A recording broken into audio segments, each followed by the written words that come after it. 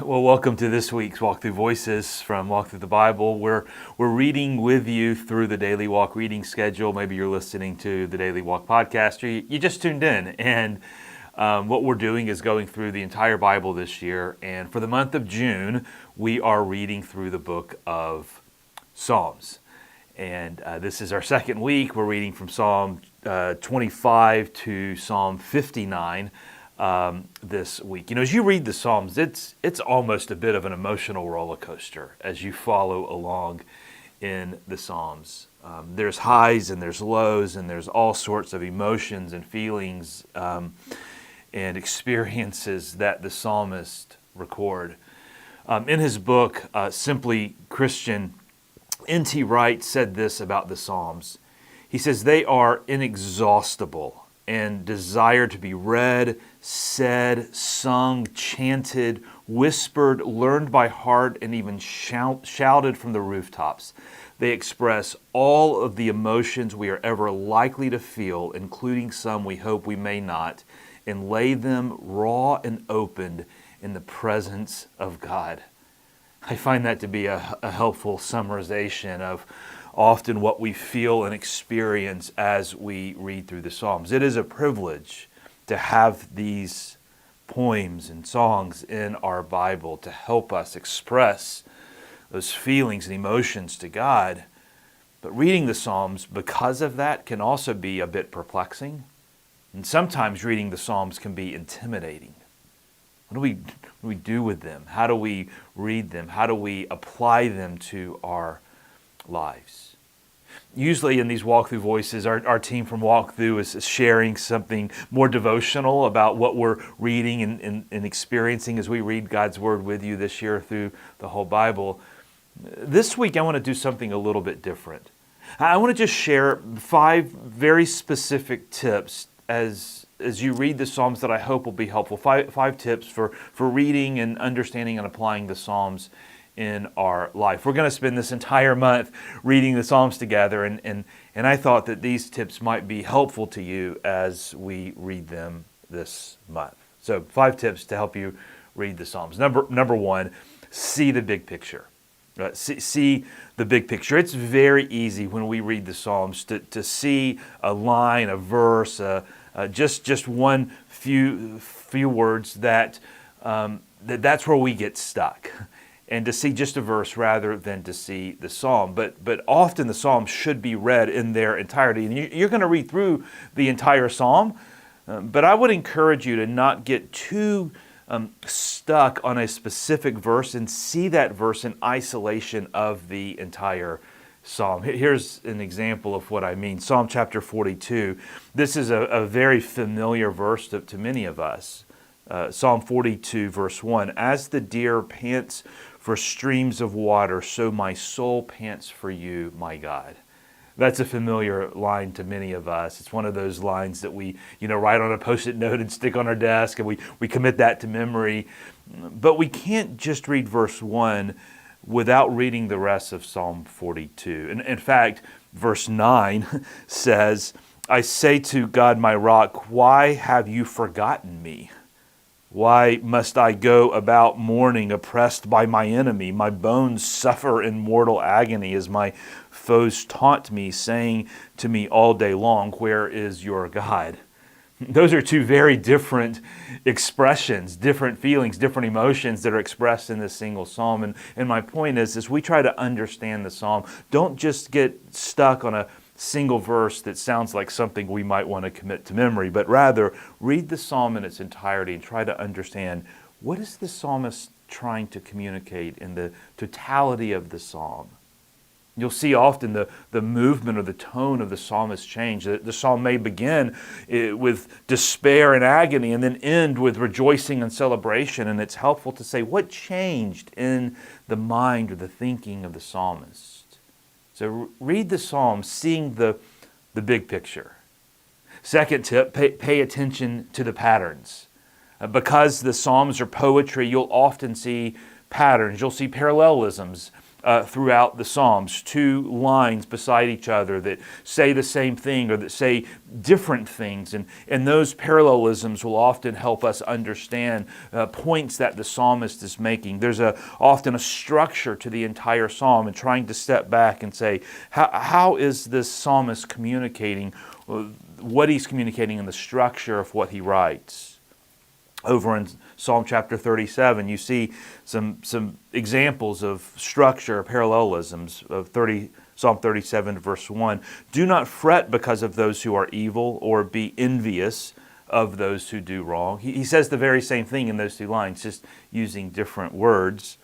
But then down in verse 9, he says, for those who are evil will be destroyed, but those who hope in the Lord will inherit the land. Again, it's creating a contrast in those lines. Looking for those patterns, those structures of the Psalms will help us understand what is the psalmist trying to say in this particular psalm. See the big picture, pay attention to the patterns. The third tip is to immerse yourself in the imagery. One of the things that you'll notice as you read through these Psalms is there is rich, beautiful imagery that the psalmist uses to communicate.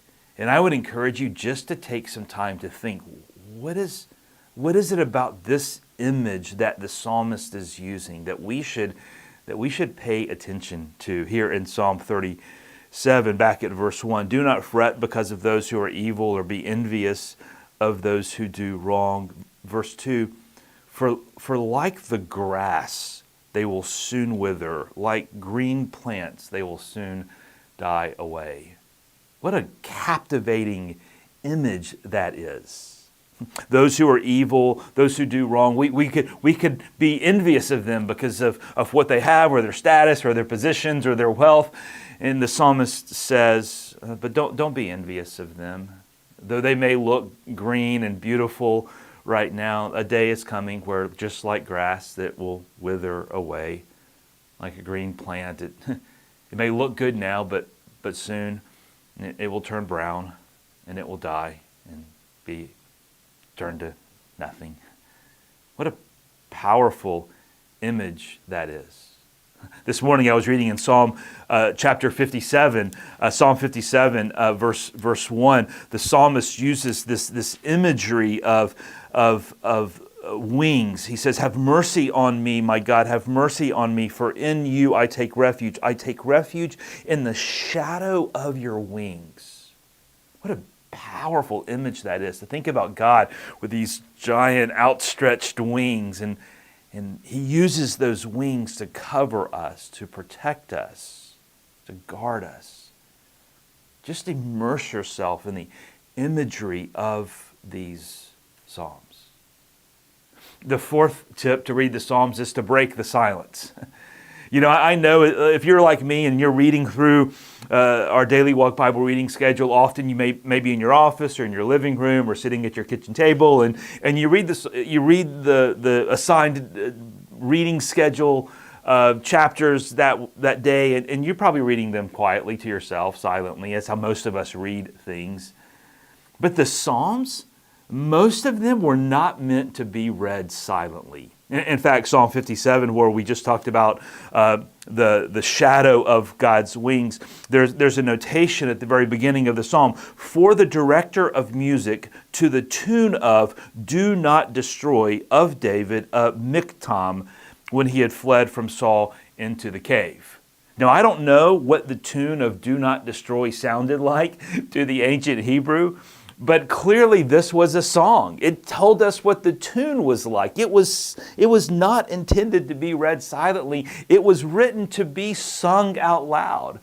And I think it's very helpful to break the normal silence that we read the Bible with when we get to the Psalms. And we can read these out loud. We can try to imagine what it would be like to sing them, to put them to a tune of a song that we even know, and to break the silence and to use our voice out loud to think, what is it like to shout, to chant, to sing, to speak these words that were, in many cases, never intended to be read in silence.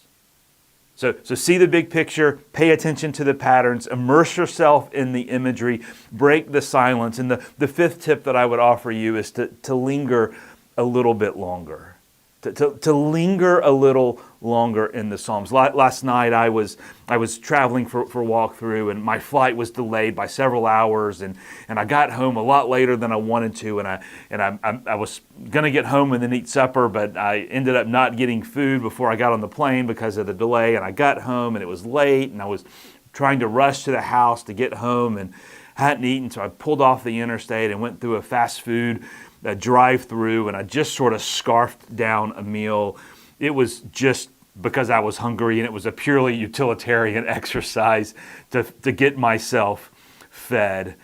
And contrast that with going to your favorite restaurant and sitting down with one of your favorite dishes, and where you just want to savor every bite, and you just want to taste every element of every piece of food that's on the plate. Listen, I know what it's like. We're reading through the Bible on a reading schedule, and the schedule is busy, the calendar is full, we've got a few minutes, and it's very easy to just fly through these chapters that we're reading every day. Can I challenge you, as you're reading the Psalms this month, maybe just take one psalm and just linger a little longer? Just pause, reflect, think, meditate, pray the psalm, and just break the pattern, the speed with which you often may be reading the daily walk reading schedule, and just take a minute to linger a little longer. And I believe in doing that. God can speak to us in powerful ways through this book that we're reading this month.